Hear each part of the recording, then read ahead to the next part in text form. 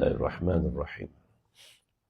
نبی علیہ الصلوۃ والسلام نے رمضان المبارک میں امت کی جو تربیت فرمائی ہے، اس تربیت میں ایک چیز کی طرف آپ صلی اللہ علیہ وسلم نے بہت زور دیا ہے۔ دو روایات ہیں اور چھوٹے چھوٹے الفاظ ہیں اس کے اندر۔ ایک روایت میں ہے کہ بادروا بالصدقات، نیکی میں سبقت کرو، یعنی نیکی میں کمپٹیشن کرو، مقابلہ کرو، خاص طور پہ رمضان کے اندر۔ پھر دوسرا فرمایا فتنافسوا فیہا، رمضان کی فضیلت بیان کرتے ہوئے فرمایا کہ تنافسوا فیہا۔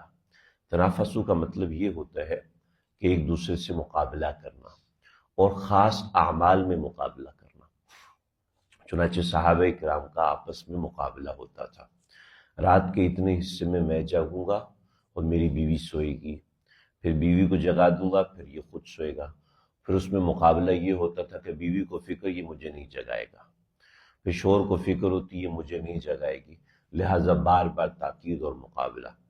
اتنے نفل پڑھنے ہیں، اتنا قرآن پڑھنا ہے اور اتنی دیر، اور یہ چنانچہ کثرت سے روایت میں واقعات ملتے ہیں کہ صبح اٹھ کے شوہر کہتے ہیں اللہ کی قسم مجھے پتہ ہی نہیں چلا، میں دو رکعت میں پوری رات گزار دی۔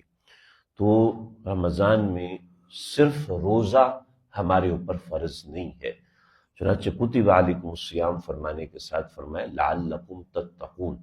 روزے کا مقصد صرف بھوکا پیاسا رہنا نہیں ہوتا، روزے کا مقصد مزاج میں تبدیلی لانا ہوتا ہے۔ اگر ایک ڈاکٹر نے پرہیز بتایا ہے، اس پرہیز کے بعد بھی طبیعت میں فرق نہیں پڑ رہا، تو اس کا معنی ہے کہ آپ کا علاج ٹریٹمنٹ صحیح نہیں چل رہا۔ چنانچہ اگر روزہ رکھنے کے باوجود مزاج میں برائی نہیں نکل رہی، مزاج سے بد نظری نہیں نکل رہی، مزاج سے بدگمانی نہیں نکل رہی، نماز کی طرف دھیان نہیں جا رہا، تلاوت کی طرف دھیان نہیں جا رہا، اس کا مقصد ہے کہ ہمیں جو چیز بتائے گی ہم وہ پورا نہیں کر رہے، وہ معاملہ اور وہ علاج ہمارا صحیح نہیں ہو رہا۔ اب مسئلہ یہ ہے کہ ڈاکٹر کے علاج پہ شک ہو سکتا ہے، اللہ کے بتائے ہوئے علاج پہ شک ہونا ممکن ہی نہیں۔ چنانچہ اگر مزاج میں برائی ہے، گناہ بار بار ہو رہے ہیں، نماز بار بار چھوٹ رہی ہے، تلاوت کا مزاج بن نہیں رہا، تو پھر اس کا مطلب ہے کہ کہیں نہ کہیں کوئی ایسی چیز ہے جس کی وجہ سے نقصان ہو رہا ہے، جس کی وجہ سے ایسے معاملات ہیں۔ یاد رکھیے رمضان کا مہینہ باطن کو بدلنے کا مہینہ، اندر سے اپنے آپ کو بدلنے کا مہینہ ہے۔ اگر اس مہینے میں اپنے آپ کو نہیں بدلا تو سمجھ لی زندگی بھر نہیں بدل سکتا۔ چنانچہ رمضان کی اصل چیز، جو رمضان میں اصل معاملہ ہے، وہ اپنے باطن کو بدلنے کا ہے، اپنے اندر کو بدلنے کا۔ رمضان لانگ ٹرم تربیت ہے، شارٹ ٹرم تربیت نہیں ہے۔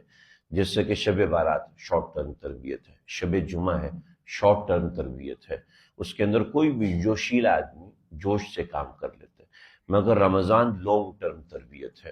اس میں آج الحمدللہ ہمارا 7واں روزہ ہے۔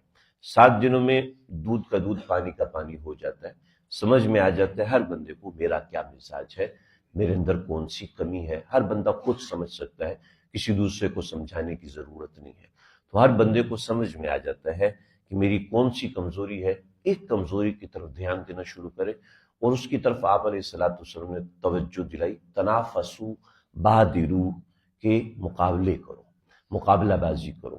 اگر محض میں اکیلا چلوں گا تو یہ کوئی ریس نہیں ہے، یاد رکھیے ریس بنے گی جب دوسروں کے ساتھ چلوں گا۔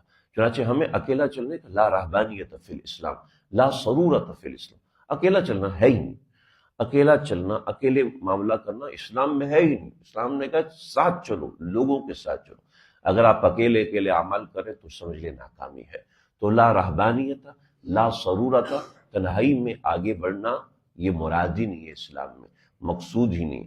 آپ دوسروں کے ساتھ چلیں، اپنے گھر والوں کے ساتھ چلیں، دوستوں کا گروپ بنا ہوا ہے اس میں ڈالیں بھی دیکھو یار ہم ذکر کا مقابلہ کرتے ہیں، آسان ہے ذکر کرنا، آسان، ہم درود شریف آج اتنا پڑھیں گے، ذرا اس کے اندر کریں، ایک چھوٹا سا اب کمپین چلائیں اپنے طور پر اپنے گھر والوں کے ساتھ کہ بھئی تہجد میں اتنا اٹھنا ہے۔ ہمیں پتہ چل جاتا ہے کہ بھی ہم تہجد میں کمزور ہیں، رات سونے سے پہلے پڑھ لیا جائے، رات سونے سے پہلے 2 رکعت نفل پڑھ لیا جائے، کچھ تسبیح رات سونے سے پہلے کر لیا جائے، 15 منٹ بیٹھ جائے، پتہ چل رہا ہے میری کمزوری ہے، پتہ چل رہا ہے میری کمزوری نماز میں ہے، پتہ چل رہا ہے تلاوت میں کمزوری ہے، پتہ چل رہا ہے ذکر میں کمزوری ہے، پتہ چل رہا ہے تقویٰ میں کمزوری ہے، اس میں انسان اپنی تھوڑی سی محنت کرے، کوشش کرے، جس کا نبی علیہ الصلوۃ والسلام نے سمجھایا ہے، کیونکہ آپ امت کی رگوں کو جانتے ہیں، میری آپ کی رگوں کو اللہ کے نبی جانتے ہیں، چنانچہ ایسی بات فرما گئے کہ جس کے اندر میرا آپ کا علاج موجود ہے، چنانچہ سمجھایا کہ بادرو، مقابلہ کرو آپس میں ایک دوسرے کو موٹیویٹ کرتے رہو، ترغیب دیتے رہو، اس سے مزاج میں فرق آتا ہے، جو کہ روزے کا اصل مقصد ہے۔ اللہ سمجھنے کی